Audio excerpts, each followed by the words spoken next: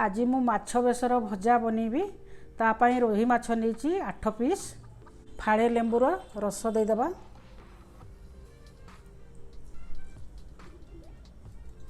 लुण देदेबा half चमच भजारे बेसर पकेबा मुझे ग्राइंड करची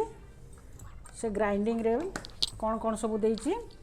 ना धड़ा आ नाली सोरिष गोटे चामच लेखाएं जीरा गोटे चामच कंचा लंका सुखिला लंका दुईटा अदा खंडे पियाज फाड़े आ रसुण 8-10 कला आउ गोटे टमाटो देकरी ताको पेस्ट करची ग्राइंडिंग करी तो सेथिरु आमे ए पेस्ट रु 2 चामच पकई देबा फिश मसला हाफ चामच गरम मसला सब अल्प अल्प देचे लंका गुंड चाट मसला हलदी गुंड टिके देवा या को दे आमे सब गोड़े देवा ताकू गोड़े करी आमे घंटे पाखापाखी फ्रिज रे रखी देवा ए माछ को आमे मसला गुड़े करी घंटे पाखापाखी आमे फ्रिज रे रखी देथिलो ताकू वर्तमान आमे भाजीबा एबे हमर तेल गरम हो गलानी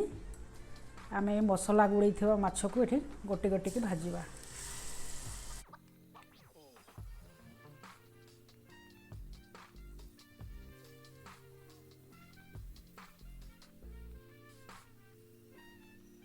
धीरे की उल्टेबा जमती ता देहरु मसला खसी न जाए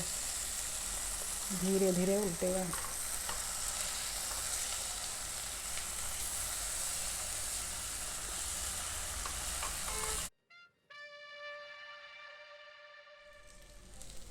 देखो तो माछ बेसर भजा आमर हो गला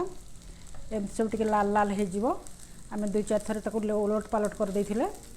आउ एबे वर्तमान हो जाइछि कंप्लीट ताको आमे काढी देबा एमती सब लाल लाल हेले ओलेबे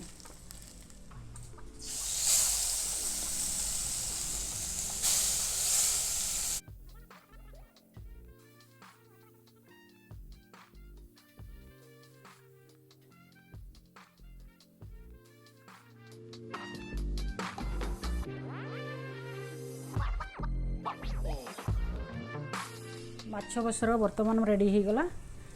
ताको एमती ओलट पालट कर भल से भाजबे आ या को पखाड़ सहित खाइबे बहुत बढ़िया लगे।